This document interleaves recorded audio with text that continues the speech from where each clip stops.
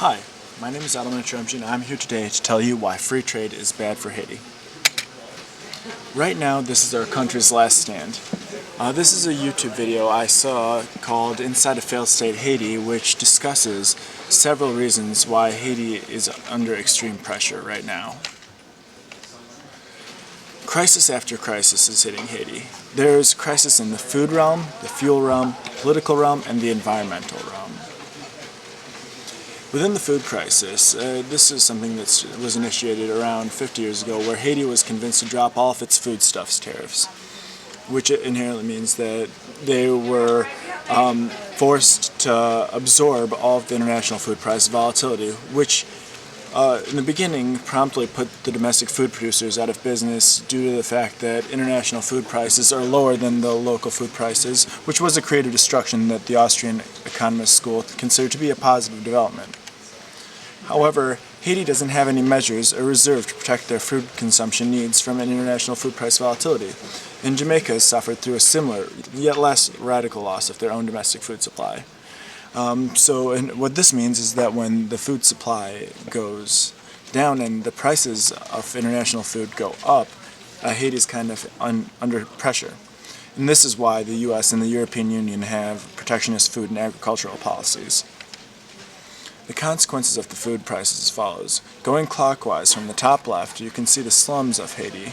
The next picture shows mud cakes, which are cakes made out of mud, basically. So when people can't have any food to eat, they have to eat these mud cakes to get their simple, basic nutrition from mud, which isn't tasty at all.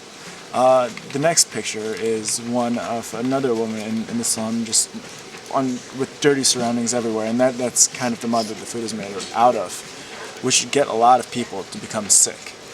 And additionally, as you may assume, the sanitary conditions of mud cakes aren't the best. Next, we're going to talk about the fuel crisis. Haiti was hit extra hard by high fuel prices, which was influenced by OPEC. These high fuel imports promptly put the domestic businesses under pressure. In addition, there are hurricanes in the area because Haiti is an island, which make it very difficult for Haiti to import oil. The political crisis is as follows. In 2000, protesters led by rebel groups were angry with Aristide, Haiti's former president. Re-elected in 2000, an election contested by his opponents, Aristide was expected to help Haiti move forward with this quest for democracy. However, the rumor was that he rigged elections and has become corrupt and brutal, like all of Haiti's former rulers, which I'll discuss in a second.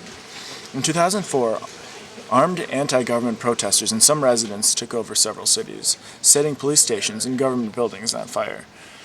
They drove out police and elected officials with guns and machetes, saying, "We're just waiting for Aristide to go," said one rebel leader. "Step by step, town by town. When we have all the departments, districts, we'll go out to Port-au-Prince, which is Haiti's capital."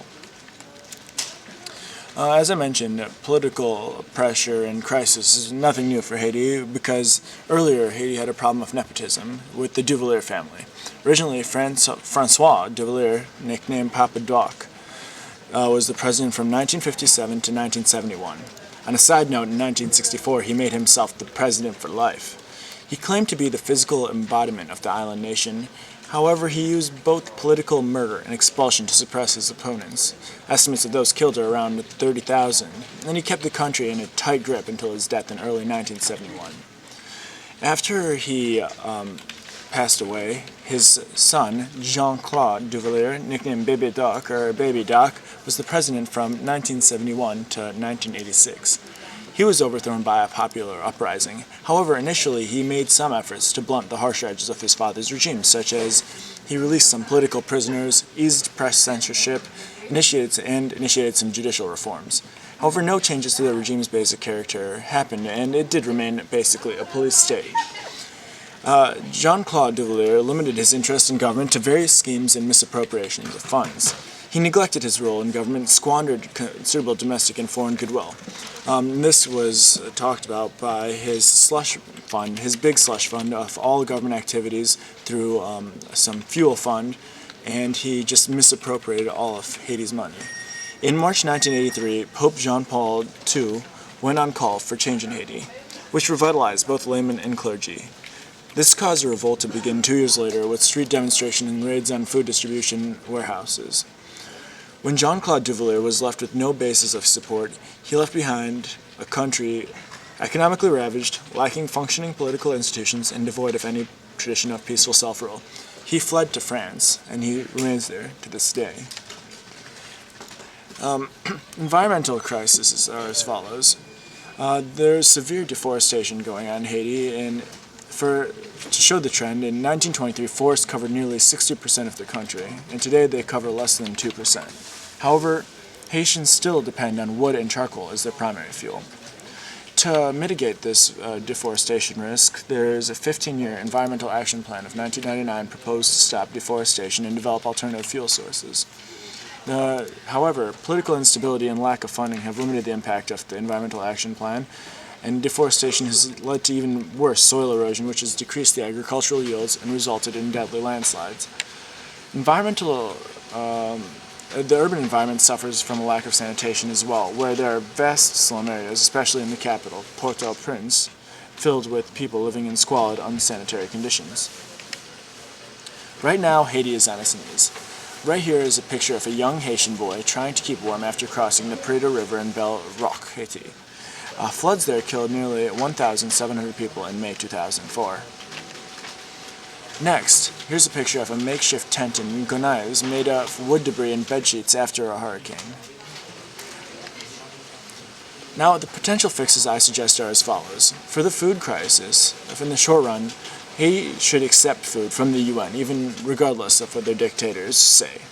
And in the long run, they should invest in infrastructure and invest in future reserves and in becoming less vulnerable to international food price volatility. Next, in terms of fixing the fuel crisis, they should, in the short run, try to minimize their fuel usage. And in the long run, they should invest in public transportation and change infrastructure more to bikes, somewhat like the Netherlands. Political fixes are, in the short run, Haiti should be more politically stable and help the common man. And in the long run, they should create a system where all politicians invest in all Haitians' interests. In regards to the environmental crisis, in the short run, they should execute an environmental plan. In the long run, they should encourage alternate energy use. Additional potential fixes suggested by the World Bank are to make existing targeted cash or near cash transfer programs more generous. And they should get nutrition to infants and pregnant women. Next, they should expand also in-kind food distribution programs, including school feeding and the distribution of fortified calorie-dense food.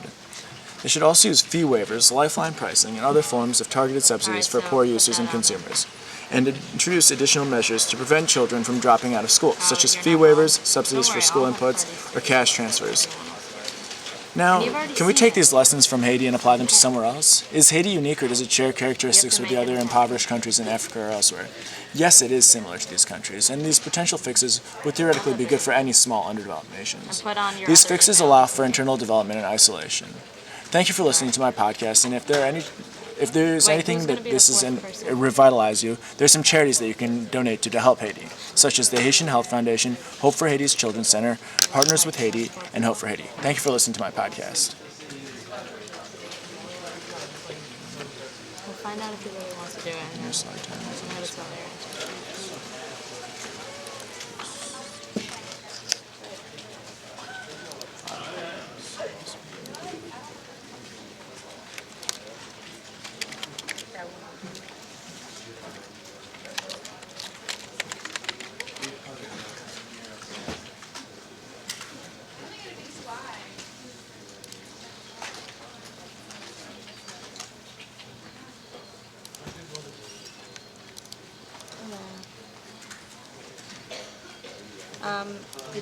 Did you want me to get Grandma and Grandpa's shirts or something?